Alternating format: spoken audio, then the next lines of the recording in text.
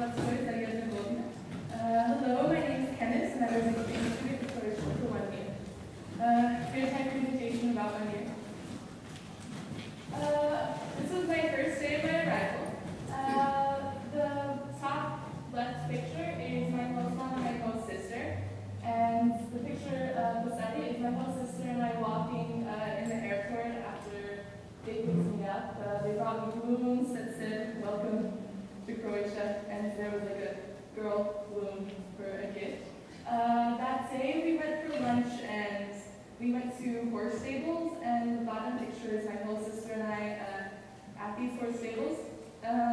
My host sister was actually an exchange student in Belgium, so I didn't get to know her that well, except I spent my first 4 days with her, and then I moved back to my first family for my last 10 days to spend them with her. Okay, this was our first Rotary event that we went to. We went to an island called Croatia. It's one of the most famous in Croatia. We went to a gala, as you can see, and those are 3 other exchange students at the pier when we're right about to go in for dinner. These are pictures from the islands. There's someone windsurfing, and that was during the sunset. This was my first event per se that I went with my host family to. We went to my first concert in Croatia, which was for a Croatian band called Majke, which means mothers. It's a rock band. I was with my host mom and my host aunt in the picture, and I was with my host aunt's fiance. It was really fun. It was definitely an experience because their way of going to a concert is definitely different than ours. We were at a festival, and it was pouring down raining, and we're outside.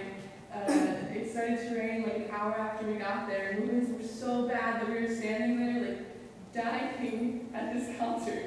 And my host mom and host aunt insisted that we stay because they loved the band so much. This was back home.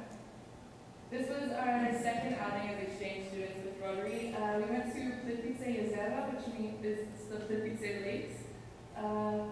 It is, people say it should be the 8th natural wonder of the world because it's waterfalls that were completely man-made. They're really beautiful. It was definitely a fun experience to go there. It was probably one of the most beautiful national parks I've ever been to. There's pictures of it. This was a castle, very famous in Croatia, called Croatia. It is in the northern part. It was a house to one of the former dukes, or way back in the day. And inside is a museum, and it's just like his house was built because he lived in it. This was another day where we went to a place called Rotary. It was the first capital of Croatia. Those are exchange students, and on the right is a little cubby in the city, and they call it the Cubby of Angels, like the House of Angels, because a man put these little figures up inside, and it's all, the sun is always glowing on them during the daytime, so it looks angelic. This was my school. Schooling in Croatia was definitely very different than American schooling. I had 17 classes a day. My schedule changed every single day. I went from school to 8 p.m. to 2 p.m. one week, and then I went from 2 p.m. to 8 p.m. the next, and it rotated the entire year. We had a 5-minute break between each class, and our lunch break was 15 minutes when we would run down 5 flights of stairs, go to the bakery, and run back up. And that was how every single day went. It was definitely hard to get used to, especially because all of my classes were in Croatian, but after the first 3 months I got the hang of it. This was on All Saints Day, because in Europe that is a very big holiday. I went with my host mom to the second biggest cemetery in Croatia, which is in the capital. It is called Rotary, and this is the entrance. A cross was put up in the middle of the cemetery, and everyone put down candles for deceased loved ones or someone that they knew that they wanted to pray for. And these were all the candles after the first hour of being there when it was completely empty. Okay, next one. For Thanksgiving, they don't celebrate it in Croatia because it's an American holiday. And I decided to cook a Thanksgiving dinner, which I cooked for 24 hours straight, starting at 9 p.m. and ending at 9 p.m. the next day. I got 1.5 hours of sleep that night. It was definitely an experience, especially because their ovens are probably this big. And I had to run between 2 different houses throughout the entire day, putting different things in the oven, and then carrying it back to my host mom's house. But apparently it was really delicious and one of the best meals they've ever eaten, and I'm not sure if they're telling me that because they felt that, or if it actually was. This is a picture of the Alps because we took a trip to Salzburg, Austria for a Rotary conference because the Croatian and Austrian district is combined. And yeah, this is on the train. These are also pictures. There was at an orchestra with Beethoven in front of you. Yeah, this is on the most famous bridge in Salzburg. This was the view from one side, and the other side was a complete view of the Alps. So each way you looked, it was completely beautiful. Yeah. Here is all of the exchange students that were in Croatia. We have a mix of Americans, Canadians, Mexicans, and there's a Belgian in there, but she did not bring her flag to that conference, so you can't see her. I had to sing at my Christmas gathering at our school, which we actually got out of school a day to eat food and have Christmas festivities. It was definitely different. My teacher decided to have us sing a American Christmas song, so she had the White Christmas and everything else was in Croatian. And it was definitely interesting trying to memorize that. It's one of the songs, it's 3 pages long. Here is the center at Christmas time in Zagreb, which is the capital, which is where I was. They have lights up, and it's really similar to the decorations they have in Austria because it was also like this in Vienna. This was probably the worst winter Croatia has ever had because it was the first time in 50 years that it snowed on the seaside. This night, actually when I took this photo, I was walking home from Pilates class with my friends, and the snow was about up to my knees, and I was treading through, which in America you're definitely not used to that because we have our 4-wheel drive SUVs where we're driving around in, or else we just don't leave the house. And it was an experience to walk to school. My half-an-hour drive took 2 hours one morning because it was snowing so badly. Yeah, that was different. This is a trip that I took to Rijeka, which is a city on the seaside. It has one of the biggest carnivals in the world, like the carnival in Venice and Rio de Janeiro. And I went with other exchange students because one of them lived there, and there's a Canadian, American, and Mexican, and they're trying to pose like they are on the flag, so I thought that'd be a good idea. We made a meal for a Rotarian that came and interviewed us for the notes, for the newspaper. This is us getting ready. Here's us for Carnival. They all dressed up as their countries, but there couldn't be 2 Americans, so I was a cat.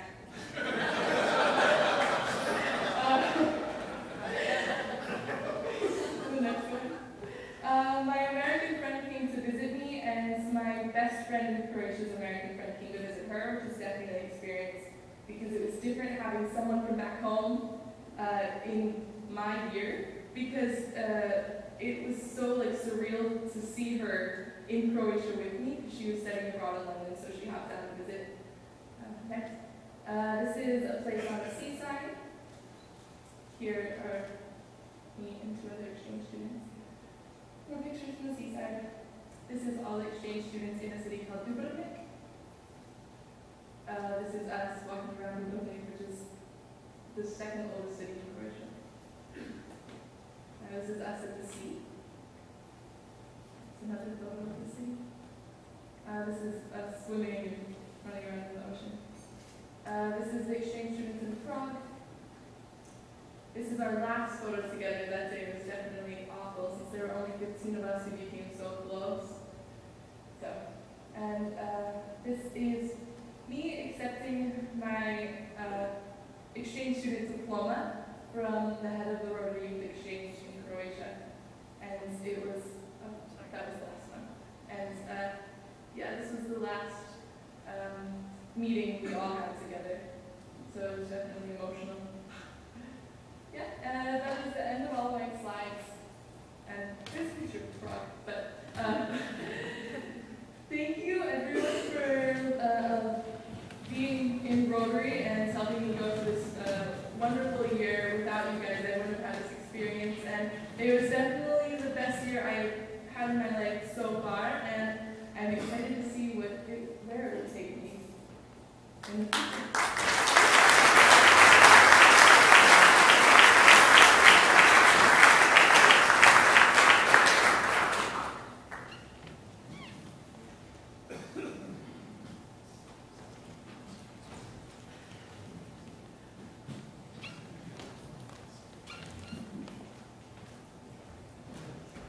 Good day, everyone. I'm Tom. I'm from York. I go to York School, where I'll be a senior next year. And I spent my last year in Finland. Next slide, please, Michelle. Thank you. As you all know, Finland is in the Nordic region of Europe, bordered by Sweden and Russia. And next slide, please. Thank you.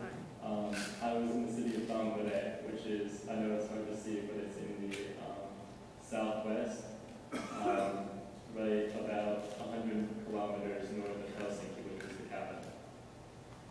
And I went to a school in the city of Tampere, in the city center, but my first host family lived in Vesilahti, which was a small town about 40 kilometers away south of Vesilahti, of Tampere.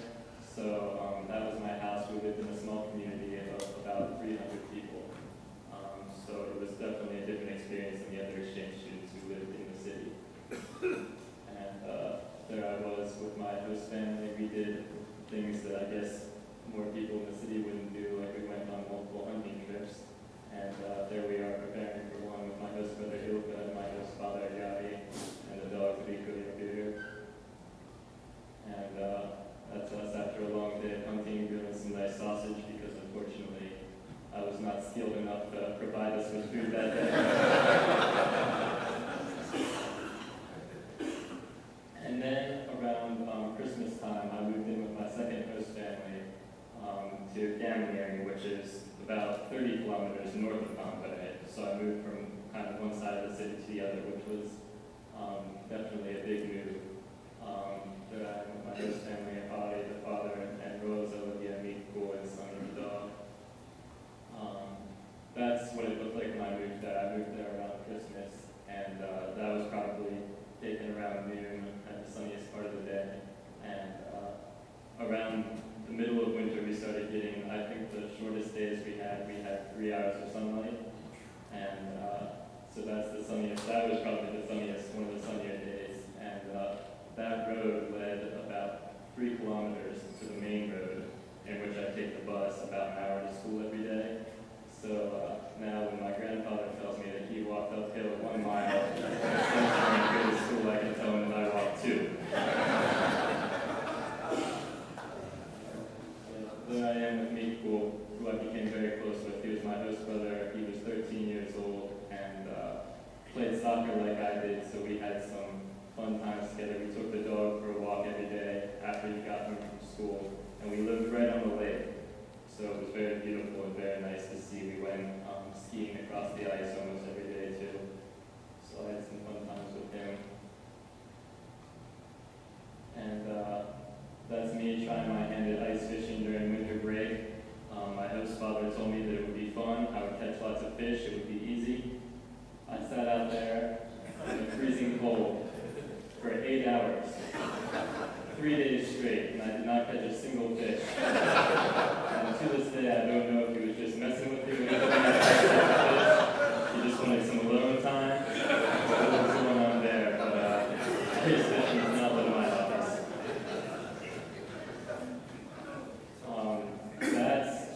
That's my best friend, Auden. We were outside of school in between our last class, so this picture was taken between 2 and 2:30 in the afternoon, and that was a normal day. So it was pretty dark, pretty cold. The coldest it got was around minus 35 Celsius, so like minus 38, 39 Fahrenheit. So it was pretty cold. Then after that, I moved in with my third host family, which was very nice. I was only with them for about 2 months, but we became very close. They lived actually in the city, so it was the only family that I had that lived in the city where I went to school, so it was nice to be so close. There I am with my host sister. She graduated from high school, so that's kind of her graduation party with my host parents, Claudia and Vesa, and my host brother Alexi, my host sister Kaisa, and her boyfriend Pedro. And I got very lucky. I had a very good exchange student friend who's from Michigan, who around the time when I started moving in, when I moved into my second host family, we would go to visit each other at least once every month for a weekend. And he lived in a neighboring city, so we really got to experience the culture from both cities and really got to know each other. And I feel very lucky that I got to know him so well. So that's us on a sailing trip that we went on with a Rotary and us in the center of my city at a picnic. And then I took up some new hobbies since I couldn't play soccer or anything that I usually did. So I started slacklining, which is on the left. That was very big.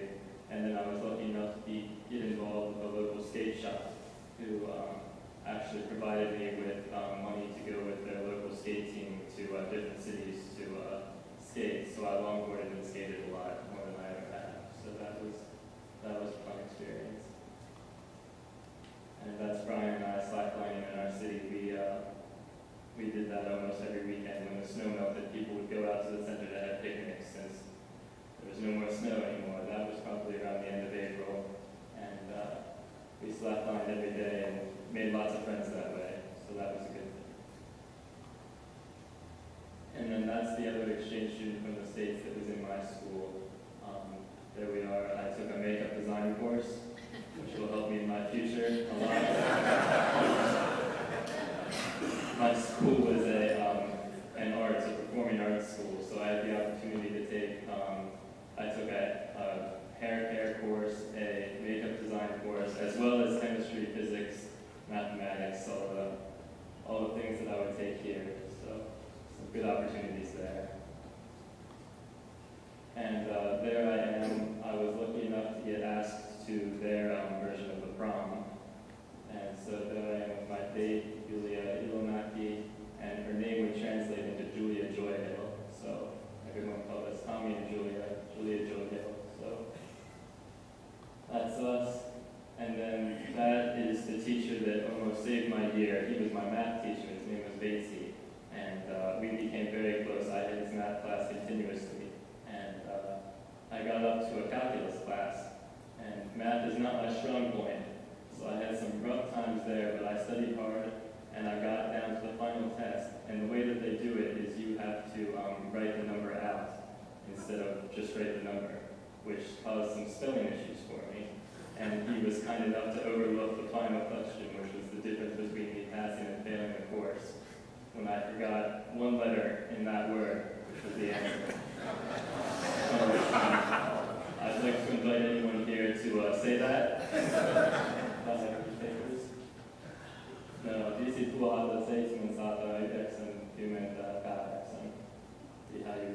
So that was just the basic counting. So that was kind of how the language went. You can go back one slide, thank you. That was me outside of my school. I was very lucky to get into this school because we had 2 recording studios, full recording studios, as well as dance studios, art studios, and everything. So I really got opportunities to really explore with that. I learned how to work many recording equipment. As far as music goes, I was invited to play in shows. I played guitar in 2 different shows in our school, and then a couple outside of our school, and also have been recorded. And I have multiple recordings of myself and others when I'm playing instruments, as well as the dance that I learned to be in that prom and everything. So it was a very nice school, one of 2 arts-oriented schools in the country. So I was very lucky with that. Just wanted to say thank you to you guys for providing me with this opportunity. This really opened my eyes. I took a lot of opportunities when I was in Finland, like being with the skate shop and doing the dance and really reaching out to take every opportunity that was offered to me. And one of the things that I learned is there are plenty of opportunities here too that I can reach out and take an opportunity anywhere that I am. So I'd like to thank you guys for providing me with this opportunity, and I will continue to take the opportunities provided to me. Thank you.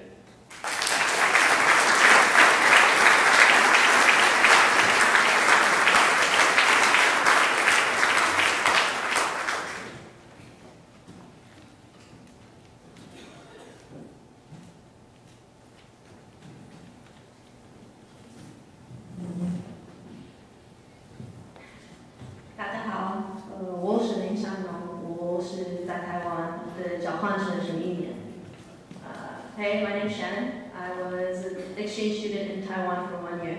I'm not going to tell you about that year right now. I lived about in the middle of Taiwan. The cool thing about Taiwanese cities actually is a lot of their names make sense, at least when you say them in Chinese. Like, you know the capital, Taipei. In Chinese it's Taipei, which means like north.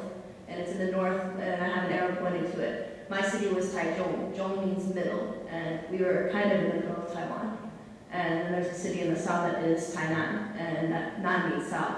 So it's just something cool about the Taiwanese cities. This was my host family. I actually only had one host family the whole year. And my Rotary offered me a second family towards like the 8th or 9th month of my exchange, but I was really comfortable with the family that I was in, and meaning I was really close with my host home actually, because even though I had one family, it was still a little bit unique of a situation. Like, my host dad worked in another city, my host sister was in college, and she wasn't home, and my host brother was an exchange student in the United States. So most nights, it was just my host mom and I, almost every single night, just talking, and she would take me to places that I couldn't get to on my own. So I became very close with her, because I lived with her for 11 months. And that's my host dad and my host mom together. The school is so different in Taiwan. They are not kidding when they talk about the Asian work ethic. It is absolutely admirable, at the same time it is absolutely insane. They go to school, at least my school life was 7:30 until 5 p.m. every single day for high school students. And as an exchange student, I didn't have to test like they did. They tested every single day. And then after school, they would go to something that they have in Taiwan called cram schools, which are additional courses, and they're not like to get help with your courses in your normal school. They're additional classes, like full on, to get credit and to show, like, you take these whether you're the best student or not. You take these to be better than the best students, like the other best students in Taiwan. And then they would go home at the end of the night, maybe around like 9 o'clock, and do homework for normal school and cram school. And they would have tests in both of these, just on and on. So my classmates, the times that I could hang out with them outside of school when they weren't talking, they would usually be, or studying, I mean, we would usually talk about their upcoming exams or something like that, because their lives really just revolve around that until they get out of high school. But it was a really good experience. I made a lot of really good friends in my classmates. And up here in this picture, they had a day for us. You can see I had another student from Germany in my school. And then you can't tell maybe which one she is, but there's also another American in our school. She had the misfortune to actually, she looks Asian. So she's actually on my right shoulder there, but many of the students at our school also failed to recognize her as an exchange student because they just assumed that she was one of them. But that is all of us together, and there's my principal, our Chinese teachers, and some of our classmates are up there with us. These are two of my closest classmates, especially the one on the right. Her name was Joyce. Joyce was like one of my best friends in Taiwan. She was so cool, even for like, she's very relaxed, she studied hard, but she just had, I don't know, something between she and I clicked, and it was just really cool to find that kind of friend because it's kind of hard to relate to my classmates in Taiwan because they're studying so hard, and I don't know, the Taiwanese 18 years of age is a little bit like the American 14 years of age. Like they do, I don't know what it is, but they're a little bit like childish over there, but it was still, I think I regressed. I became really childish in Taiwan, and that, it helped a lot too. Like, but I would like go and like Skype with friends back in America, and they said, "Shannon, that's not funny." Like, I thought it was. Alright, next slide. I know this is a really big slide about the food, but this is an example of kind of one of the night markets in Taiwan. And I ate here very often. After school, if I wouldn't go home for dinner, I would go to streets like this and buy food from one of the many, many stands. But it is safe to say that my diet in Taiwan consisted of three main things, and it rotated on a daily basis. It was something that had to do with rice, something that had to do with noodles, or something that had to do with dumplings. And just every single day, I had at least one of those in my diet, at least once, if not 2 or 3 times that day. Like, you could eat it for breakfast, lunch, or dinner. I had each one multiple times a day. But it was all very good. I miss it a lot. I've had Chinese food twice since I came back. It's just not the same. But I really, really, really like the food there. I want to bring up the tea in Taiwan because it is a very big fixture in the Taiwanese culture, and I think in many Asian cultures. This is what a standard tea shop in Taiwan looks like, and I cannot even try and guess at how many times I visited a tea shop in Taiwan because we just went every single day nearly. And on the right, you can see the different kinds of tea. This is one of the smaller ones. Most tea shops have probably 50 or 60 different kinds of teas you could order. One that's really famous in Taiwan is the bubble milk tea, and you can actually buy that in York County. I don't know if you knew that, but there's a tea shop inside the York Gallery Mall, and they sell bubble milk tea, and I highly recommend that you go try it if you've never had it because it is fantastic. And it's very Taiwanese. It's a very cool way to get a taste of the Taiwanese culture, even though we're in York County. The big holiday in Taiwan is Chinese New Year. They actually get about a month off of school. It's the big vacation for the students, and all students look forward to it because they don't have to take tests, they don't have to do much work until about the last week because they test the first day after they get back. But they get 3 weeks of vacation where they don't have to worry about schoolwork. And I travel a lot with my Rotary club then, and with my Rotary district. This is me and 2 friends at a Rotary event where they performed a dragon dance for us, which we have the dragon behind us. And that was really interesting. The Chinese New Year is all about it's the beginning of the Chinese calendar, obviously. And the tradition states that you have to travel back to your hometown. There are different days for you to travel back to your parents', your father's hometown and then your mother's hometown. You do that on different days. So I traveled with my host family to both, and it was really cool to see that kind of tradition. You also do a lot of things with your ancestors, like burning ghost money to give to them so that your ancestors will live comfortably and that they won't be angry with you and send you bad luck, that kind of thing. So this is a big part of the Taiwanese culture, and it was really interesting to be able to experience this firsthand because we hear about it here, but we don't really know what it is until we go there. We see it marked on the calendar. It's always marked on our calendar, it's Chinese New Year, but everyone just kind of looks at it and doesn't really know what it is.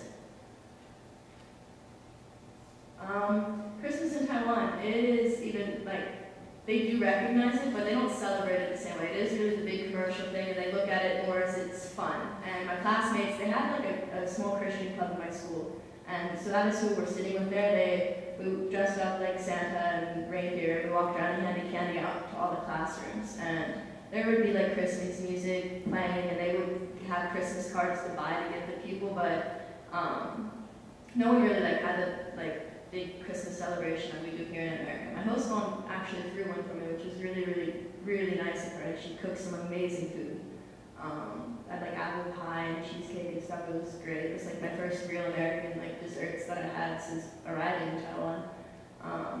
So it was definitely different to experience Christmas in Taiwan, but it was there, and it was cool to share that with my Taiwanese classmates. This was my Rotary club in Taiwan. We went on a hiking trip together. They brought me home rather. I was the only student in my club, but it was alright. They really were interested in my life in America and how I liked Taiwan, so I was never like, I didn't feel lonely. My club happened to be the oldest club in my city, if not one of the oldest in Taiwan. I think the average age of a member there was about 65 years old. And the man in the yellow in the front row, he was 95. He passed away while I was in Taiwan, but he would still come on our hiking trips and like climb the mountains with me. He was so cool. Next slide, please. In Taiwan, I did try to keep up some of my interests. My host mom, I told them before I arrived in Taiwan that I really enjoyed playing soccer. So what they did is they found one of the only places, I think one of 2 places in my whole city that you can play soccer. And it was probably one of, I wouldn't even hesitate to guess, it's probably one of like 20 in all of Taiwan. Maybe that's a little low, but soccer is not popular in Taiwan. So it was really special that my host mom set this up for me. And I didn't originally have a team, but I got there and I played with them, and I guess they liked me enough and thought I was good enough. They asked me to join their team. So this was us after a competition. It wasn't real full field soccer because Taiwan is too small to have like full field soccer fields. You see that everywhere in Taiwanese cities and stuff. Like here we build out, like our malls are sprawling, that kind of thing. But in Taiwan, their malls are like several stories. They have to build up to save space. So what we played here was like 5v5 futsal, and it's a different style of play, but it was really cool. And I got to know different like Taiwanese people. Like these guys were all college age, and they were all really, they were so welcoming. It was so fun to play with like soccer there and get to know them like that. Cheerleading. I did try something new in Taiwan besides like many other things. This was a big one for me. If you had told me before I left for Taiwan that I was going to be a cheerleader, I would have told you to sit down and stop talking. Like, I would have never believed that I would have done cheerleading in Taiwan or ever, no matter where. But it was a school-wide competition. My classmates really wanted me to do it with them, so I did it. It was a challenge. I've never danced before in my life, and it was a little frustrating for the classmates that tried to teach me because I would forget the moves so quickly. But we worked hard, and I learned, I guess, and we ended up getting 3rd place in the competition, which wasn't bad. It was really cool because they would have to practice for like 2 hours every day after school instead of studying. So this is actually the time when we were practicing for this performance that I got closest to my classmates, which is another motivation for doing it, like doing something so different. It also allowed me to really get to know my classmates a lot better and in a different way. And then I think this is one of the last things I have on here is something that our Rotary set up for us. It was the first year that they never let the exchange students do something like this, but we actually got to participate in a dragon boat competition, which I don't know if you guys have ever seen videos or other pictures of it, but you have to, I think ours was 500 meters long, and we just rowed to the end of the lake and as fast as we could and trying to beat the other boat. And that was cool because there's a certain style to it, and someone has to hit the drum, and that was just a really, really unique piece of Taiwanese culture that we got to experience. So that was really fun and really cool. And I just want to say thank you so much, everyone. Thank you, Rotary, for sponsoring me to go to Taiwan. I could go on for hours about my year, but we only have so much time. So I hope you enjoyed what I did talk about, what I got to show you guys, and see you again. See you guys.